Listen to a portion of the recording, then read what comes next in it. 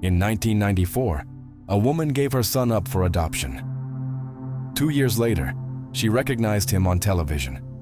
14 years old, handcuffed, face covered in blood, accused of armed robbery and murder.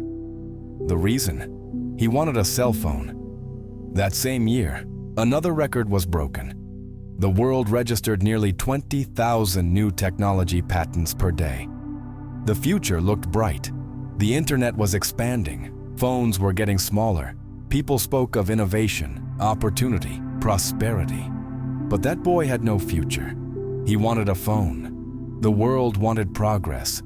And what followed was another dead child. So the question is not whether the world improved. The real question is, for whom? Progress has become a secular religion. We replaced the cross with an upward graph. The promise stayed the same. Suffer now, and later it will make sense. Work harder, endure more, wait longer. Trust science, trust the market, trust the system. But truth does not disappear just because someone prints it in color. Julius Bahnsen understood this before almost everyone else. While philosophers like Georg Wilhelm Friedrich Hegel built logical palaces where history always advanced toward reconciliation, Bahnsen pointed to what no one wanted to see. History does not evolve. It contradicts itself. And inside that contradiction, real lives are crushed. Contradiction is not an obstacle in the world. It is its engine. You can work 10 hours a day. You can go to therapy, eat clean, meditate, love sincerely, follow every rule. And still, nothing guarantees that your pain will stop. Modern life did not eliminate suffering. It refined it. We no longer die of famine. We die of burnout, of overdoses, of loneliness inside rented apartments filled with screens. You know someone who killed themselves at 20. You know someone who is still alive at 80 and doesn't know why. What does that say about the logic of the world? Bahnsen does not want your despair. He wants your lucidity. He dismantles the most expensive illusion of modernity, the belief that we are heading somewhere better. Contradiction lives inside everything: institutions, careers, marriage, love, motherhood. Every promise that fails leaves a real wound. Every optimism sold creates another silent collapse. There is no cure for the world, only anesthetics. Some are called faith, others are called entertainment. You are not reading this by accident. Some part of you already knows. What you were promised does not match what you live. And that is where Bahnsen enters. Not to comfort you, but to say the only honest sentence left: nothing will get better. Because the structure of reality does not improve. It exhausts itself. And yet, there is something in this pessimism that frees you. But to understand that, you have to keep going. Artificial intelligence, electric cars, robotic surgery, space tourism. Also 2023, record levels of anxiety, depression, and suicide among teenagers. The abyss did not disappear. It was digitized. We have never moved so fast. We have never been so lost.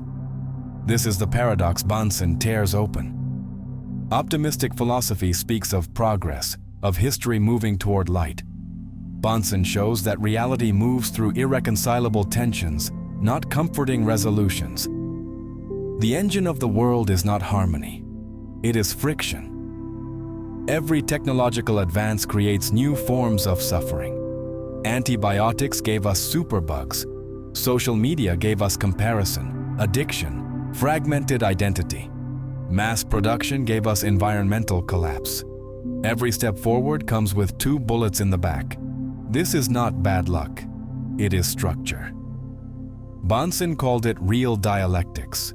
Not the Hegelian dialectic where conflicts resolve into higher unity, but a tragic dialectic without synthesis. The real does not reconcile. It shatters into pieces that collide forever. This is not metaphysics. It is your daily life. You work to buy what is supposed to make you happy. You buy it. You feel empty. You repeat. You seek success. You achieve it. Now your life is fear, exposure, pressure, and the terror of falling. You love. And with love comes jealousy, anxiety, the fear of loss. Contradiction is not a detail. It is the foundation. And the faster society accelerates, the more suffering must be disguised. They call it resilience. They call it self-improvement. They give you breathing apps while you collapse emotionally at your desk.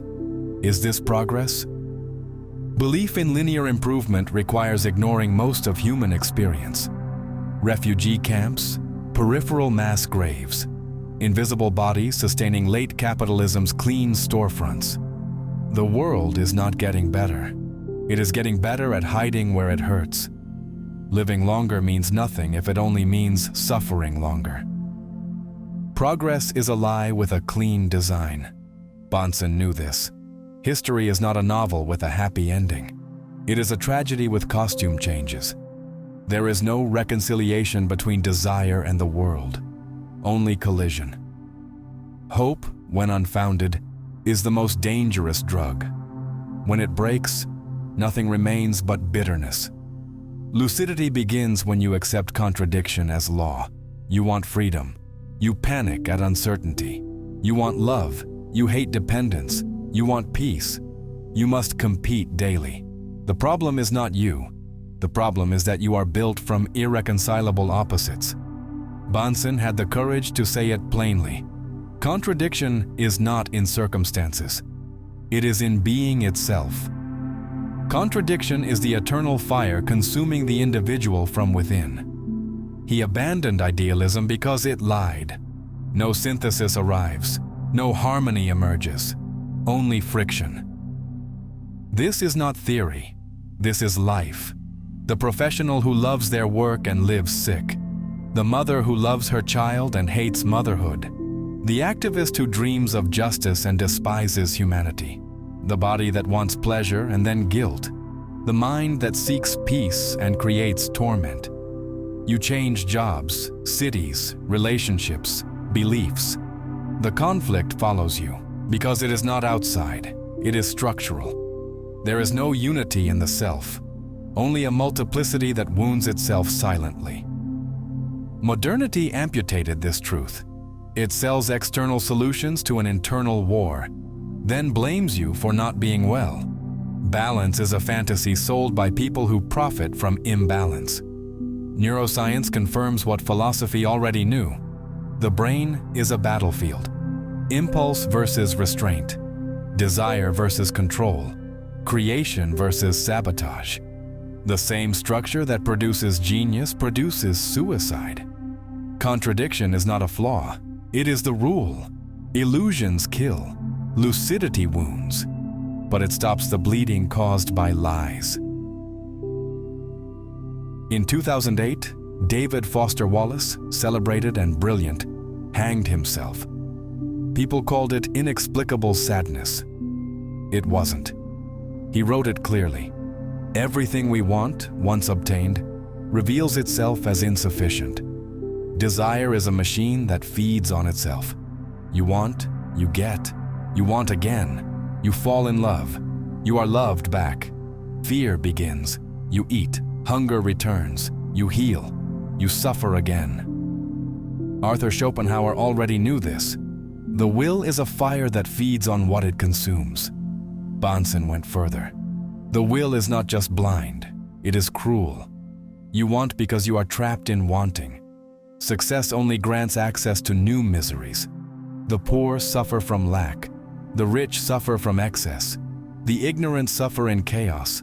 The lucid suffer in clarity. There is no permanent relief. Optimists confuse relief with happiness. Happiness would require the suspension of desire. That would mean death or madness. Lucidity is knowing that wanting is suffering and that stopping is not available to us. The real does not want you happy. It wants you moving. Even if you are only walking in circles.